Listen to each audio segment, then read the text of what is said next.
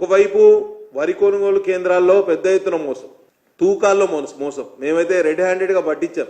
2 కిలోలు 3 కిలోలు వాళ్ళ వెయింగ్ లోనే మోసం. వాళ్ళ మీద చర్యలు తీసుకున్న పాపాన పోలేదు. ఇంకోవైపు వడ్ల కటింగ్, వడ్ల కోతలు అని చెప్పి 5 కేజీస్ 6 కేజీస్ 5 కిలోలు 6 కిలోలు 7 కిలోలు 8 కిలోలు మాయిశ్చర్ ఎక్కువ ఉంది. కాల వర్షాలు పడతా ఉంటే మాయిశ్చర్ శాతం పెరుగుతుంది. దాని మీద ప్రభుత్వం ఇదమితంగా ఒక ఆలోచన చేయాలి. రైతులను ఎట్లా ఆదుకోవాలనే ఆలోచన చేయాలి. మాయిశ్చర్ ఎక్కువ ఉంది, తప్ప ఎక్కువ ఉంది, తాలు ఎక్కువ ఉంది, ఇవన్నీ సాకులు చెప్పి ఒకవైపు వడ్ల కోతలు చేస్తూ అటు రైతుల్ని మోసం చేస్తున్నారు.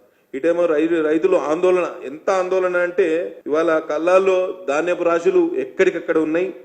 టార్పాలిన్ల సప్లై లేదు, గనీ బ్యాగ్స్ లేవు.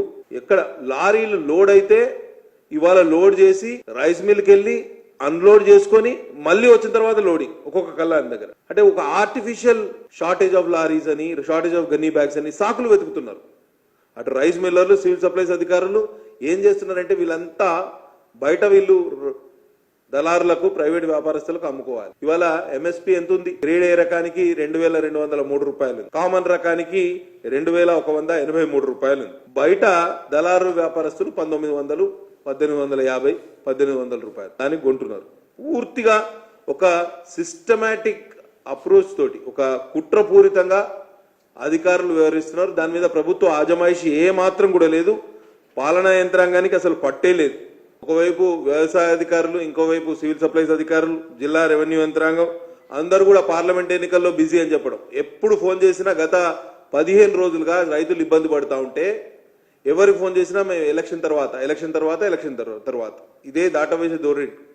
దాంతో రైతులు చాలా ఇబ్బందులు పడ్డారు. కనీసం ఎన్నికలు ముగిసి వాటికి 4-5 రోజులు అయింది. ఎటువంటి చర్యలు తీసుకోలేదండి. ముఖ్యమంత్రి గారు సమీక్ష పెడుతున్నారు కానీ దాని పర్యవసానం కానివ్వండి, దానివల్ల అడ్వాంటేజ్ కానీ రైతులకు ఏమాత్రం కూడా లేదు. మీరు ఆలోచన చేయండి. కాంగ్రెస్ ప్రభుత్వం కానీ మంత్రులు కానీ ఎన్నికల టైంలో ప్రచార నిమిత్తం, ప్రచారం కోసం చాలా బిజీ అయిపోయారు. ఇప్పుడు ఎన్నికలు అయిపోయిన తర్వాత చాలా మంది విహారయాత్రలు పోతున్నారు మంత్రులందరూ. మధ్యలో రైతులను పట్టించుకునే వాళ్ళు ఎవరున్నారండి? నాకు అర్థం కాదు. ఒక్కసారి మీరు చూడండి, నిన్నటి మొన్నటి వర్షానికి రైతులు ఎంత ఇబ్బంది పడ్డారు అనే ఆలోచన చేస్తే వాళ్ళ గోస వర్ణనాతీతం. ఇవాళ చూడండి, మా జిల్లాల్లో నిన్నటి వర్షానికి ఈ రైతులు కల్లాల్లో ధాన్యం ఆరబెట్టుకునే పరిస్థితి. మహిళలందరూ ఇవాళ ధాన్యపు రాశులను ఆరుబయట వేసి ఎండబెట్టే కార్యక్రమం, తడిచిన ధాన్యాన్ని మళ్ళీ సేకరించే కార్యక్రమం. ఒకవైపు కింద టార్పాలిన్ వేసి రాశిగా పోసి దాని మీద ఇంకో టార్పాలిన్ వేసి వాటిని కాపాడుకునే ప్రయత్నం. ఎందుకంటే వాళ్ళు 6 కాలం శ్రమిస్తే కానీ ఇవాళ ఈ ధాన్యం పండలేదు కాబట్టి వారికి దాని మీద ఉన్న మమకారం.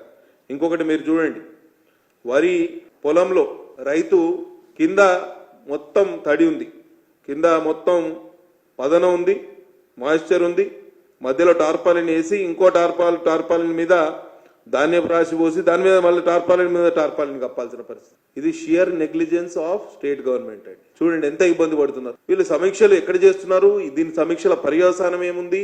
సమీక్షల వల్ల ఎవరికి లాభం జరుగుతుంది అనేది ఒకసారి మీరు ఆలోచన